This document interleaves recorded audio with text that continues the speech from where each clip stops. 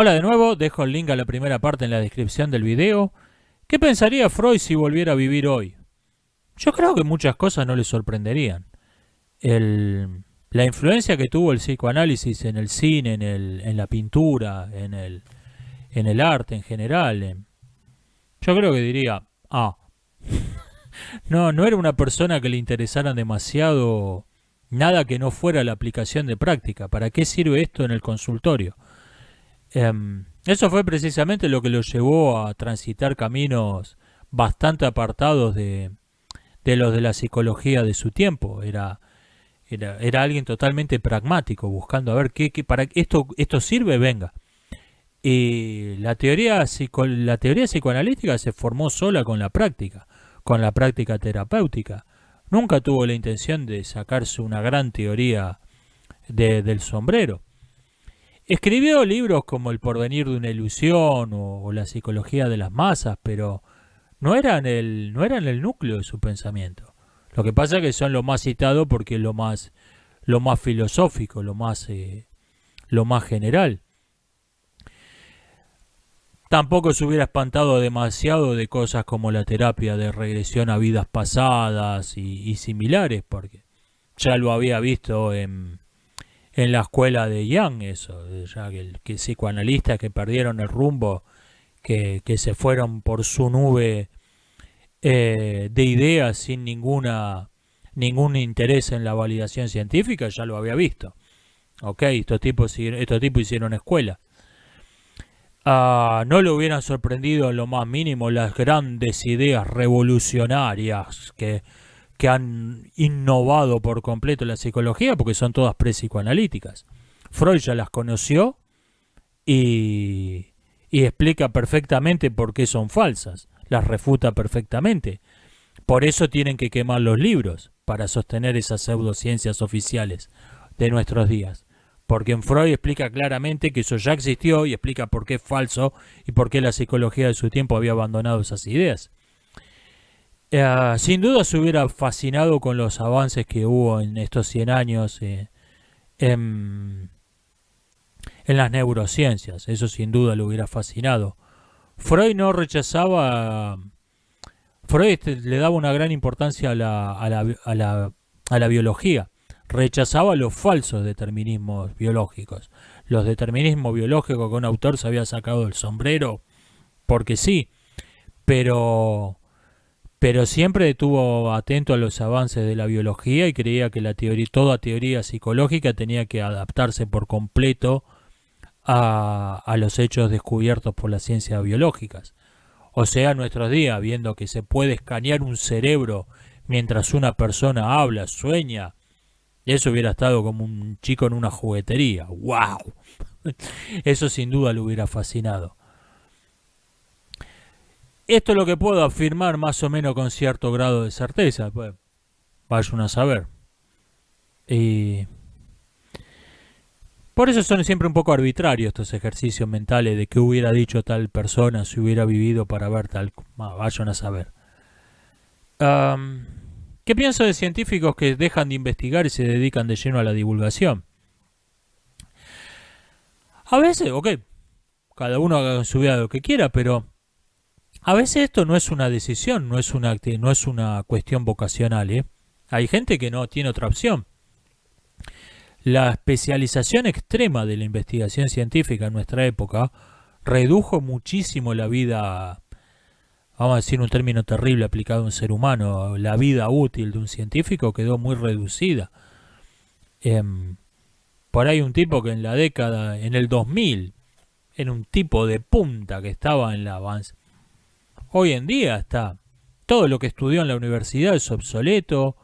Si no se ha mantenido al día con los papers, su teoría está desactualizada.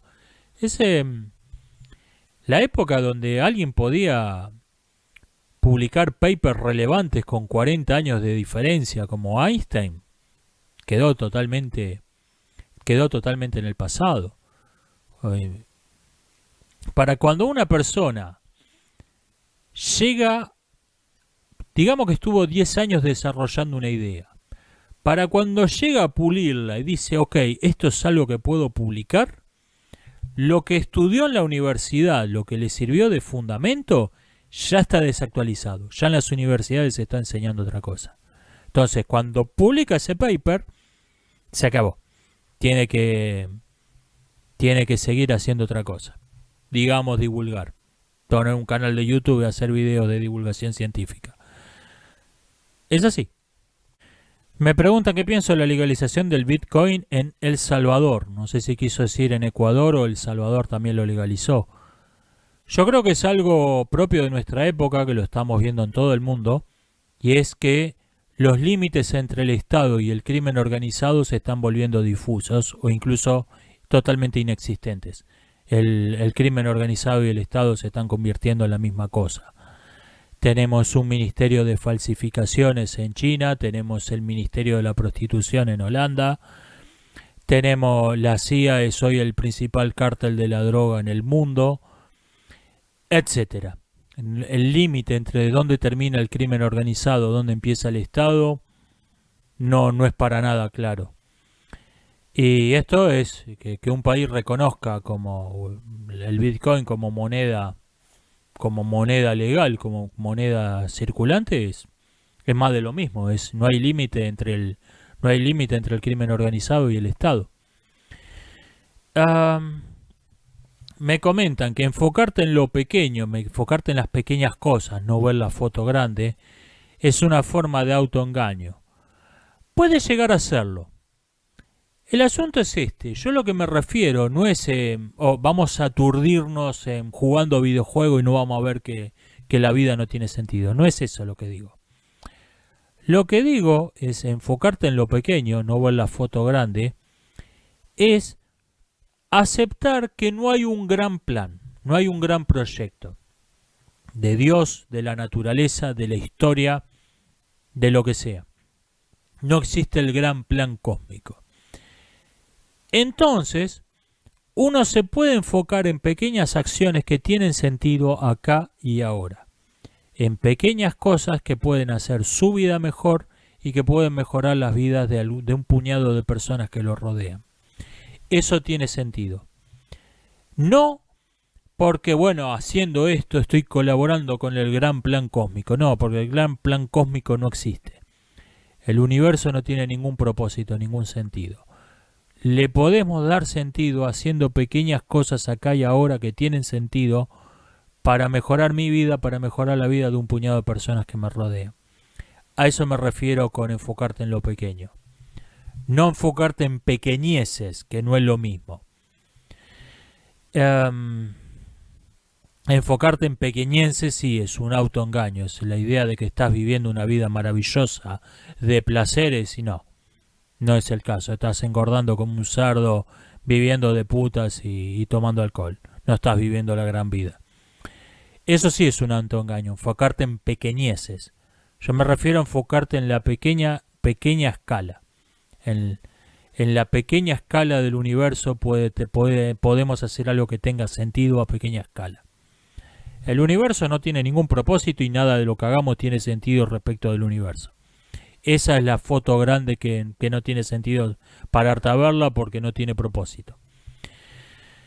Me preguntan qué pienso de arte digital que se vende con una especie de código de descifrado que indica que cierta copia es la original.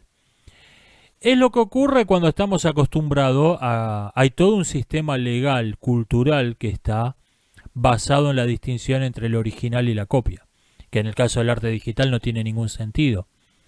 Esto ocurre, hay ámbitos en donde las cosas tienen un uso totalmente utilitario y usted inventa algo mejor y se cambia así. Se inventó el motor diésel, chao máquina de vapor, porque en una fábrica es algo totalmente utilitario. No es el caso en los usos rituales, culturales, de la misma tecnología. Están envueltos en todo un simbolismo, una cuestión cultural, religiosa a veces, que no es tan fácil de reemplazar. De ahí tenemos cosas como las lamparitas en forma de vela de las salas velatorias, porque tienen que tener tienen que tener forma de vela porque se están velando al muerto. Es un velorio. Estamos en una sala velatoria. No puede no haber velas. Y yo creo que esto pasa lo mismo en el arte, como que no hay un original, que todo es copia. Bueno, agarramos una copia cualquiera, le metemos un código cifrado que tiene la clave del autor y ese es el original. Es una cuestión legal. Es una cuestión legal, pero porque tenemos toda una cuestión cultural de que como que no hay un original, que todas son copias. Tenemos esta idea arraigada de cuando un pintor era un pintor que agarraba una tela y con un pincel de material y se ponía a ponerle pintura material. Tenemos esta idea del original, la copia. ¿Es coherente ser vegano y tener mascotas? Ser vegano no es coherente con el mundo real. Es incoherente ser vegano y vivir en el mundo real. Está probado de modo experimental, no quiero averiguar cómo, que una persona no puede vivir sin proteínas más de 6 semanas. O sea, cualquier persona que diga que no ha comido carne en los últimos 2 meses, el hecho de que esté vivo demuestra que está mintiendo. Una persona no puede estar 2 meses sin comer carne. Estaría muerta, si fuera verdad lo que dice. Los veganos tienen récord de denuncias por maltrato animal, porque lo que no hacen ellos se lo quieren hacer a las mascotas. Y tienen un carnívoro, digamos un gato, y le dan de comer alfalfa. Le llueven denuncias por maltrato animal. A gente que supuestamente dice amar a todos los animales. No lo demuestra en la práctica. Me preguntan por la historia reciente de Argentina. Me dice que alguien está recibiendo clases notoriamente incoherentes, donde en una le dicen, afirman lo que habían negado en la clase anterior. Yo me encontré hace poco en una conversación con varias personas jóvenes de menos de 30 años que mencioné como la cosa más natural del mundo. Mencioné la batalla de la Tablada, un episodio de los archivos que no existen sobre la guerra civil que nunca ocurrió. Y me encontré con que no sabían no sabían de qué estaba hablando. Un hecho reciente, de tipo de menos de 50 años como yo lo recuerda claramente. Y me puse a pensar en esto, y claro, es algo que no tiene muchas ganas de mencionar nadie, porque por un lado, en los centros de adoctrinamiento llamados educativos, nadie tiene muchas ganas de mostrar a los jóvenes idealistas que soñaban con un mundo mejor, disparándole a los médicos que trataban de levantar a los heridos, como hicieron los comunistas en la batalla de la Tablada. Y por no mencionar el hecho de que los grandes héroes de la democracia que resistieron la brutalidad de la dictadura militar siguieron en armas contra la democracia sin que el cambio de régimen les importara en lo más mínimo, porque eran enemigos de la Argentina, no enemigos de la dictadura. Basura humana como los Kirchner y otros traidores por el estilo. No eran enemigos de la dictadura, eran enemigos de Argentina. Por eso el cambio de régimen fue indiferente, siguieron en armas contra la democracia, como siempre. Y por el otro lado tenemos a los salvadores de la patria, que es verdad, hicimos cosas muy cuestionables éticamente, pero era necesario para acabar con la subversión, que no tienen mucha gana de recordar que todo el mundo recuerde que no lo hicieron, no acabaron con la subversión. Después de que cayó la dictadura, la guerrilla seguía activa y más organizada que nunca, porque ellos estuvieron 8 años robando, violando y haciendo estatales la deuda de sus amigotes, haciendo alianzas con la gente que decían combatir, y la guerrilla siguió, después de 8 años de dictadura, seguía viviticoleando. No tiene mucha ganas de recordar esto. Por lo tanto, no es un hecho que nadie tiene ganas de recordarlo. Es algo que esto no pasó. Voy a dividirlo en 3 hoy. Sigo en la tercera parte.